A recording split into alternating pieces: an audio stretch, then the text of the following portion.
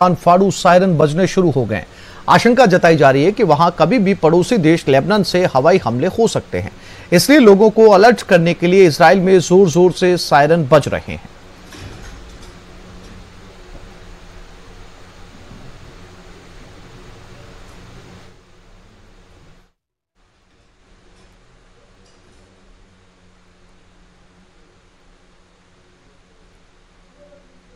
ये इजराइल के आसमान की तस्वीरें हैं जब ईरान ने यहां पर मिसाइलों की बारिश की थी। हालांकि एंटी मिसाइल से काफ़ी मिसाइलों को रोका भी गया, लेकिन बावजूद इसके फिलहाल एक बार फिर से पूरे इजराइल के अंदर सायरन शुरू किए गए हैं ताकि जो नागरिक हैं, जो शहरी हैं, वो अपने आप को सुरक्षित जगहों पर रख लें। ईरान इजराइल तनाव के बीच की यह खबर है। ईरान के हमले में इजराइल के हवाई अड्डे को नुकसान पहुंचा है।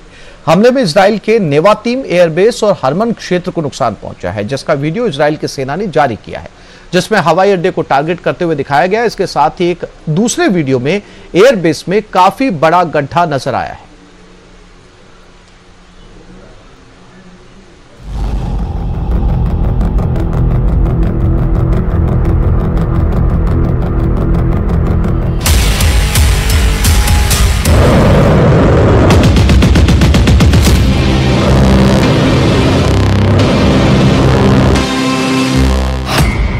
महायुद्ध का कोहराम,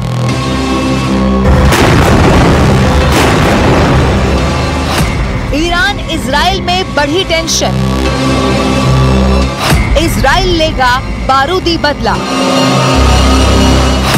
ईरान ने खेल दिया मुस्लिम कार्ड।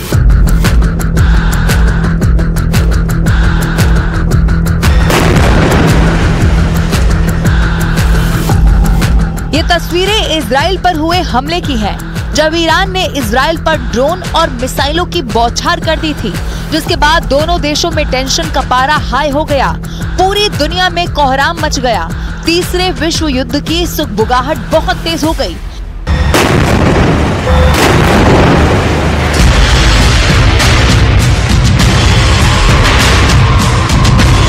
जहां अमेरिका, ब्रिटेन खुलकर इजराइल के साथ खड़े हैं, तो वहीं ईरान ने अपनी नई चाल चल दी है। ईरान ने एक बार फिर से मुस्लिम कार्ड खेल दिया है। इजराइल पर हमले के बाद ईरान के सुप्रीम लीडर अली खामेनेई का पहला बयान सामने आया। अली खामेनेई ने ट्विटर पर लिखा है, यरूशलेम मुस्लिमों के हाथ में होगा और मुसलमान फिलिस्तीन की आजादी का जश्न मनाएंगे। हिब्रू में लिखे इस ट्वीट के साथ ही अली खामेनेई ने अल अक्सा मस्जिद का एक वीडियो भी शेयर किया, जिसके पीछे आसमान में मिसाइल और ड्रोन से हमले हो रहे हैं।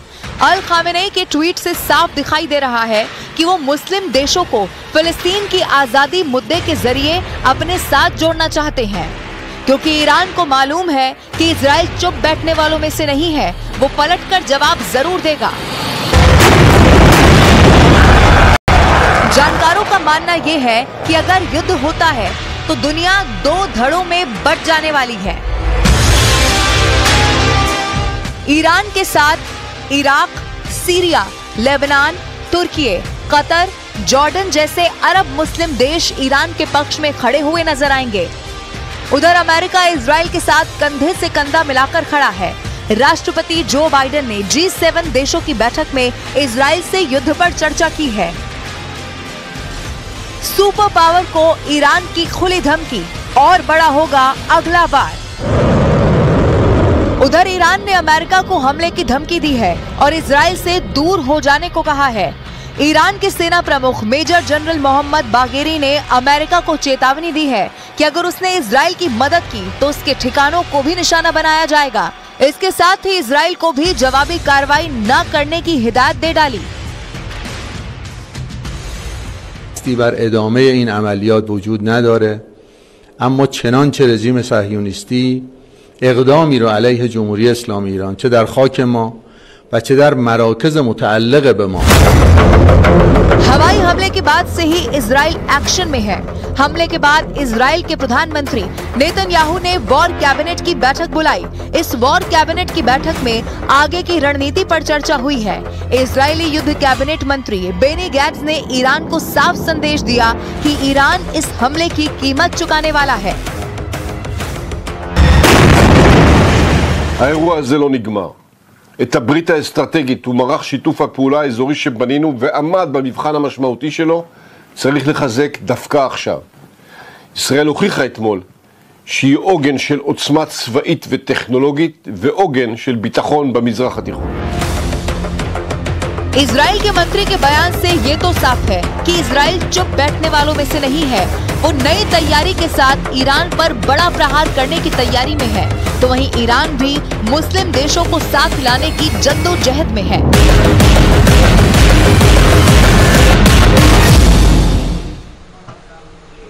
एक छोटे से ब्रेक के लिए रुक रहे हैं, जल्द लौटेंगे।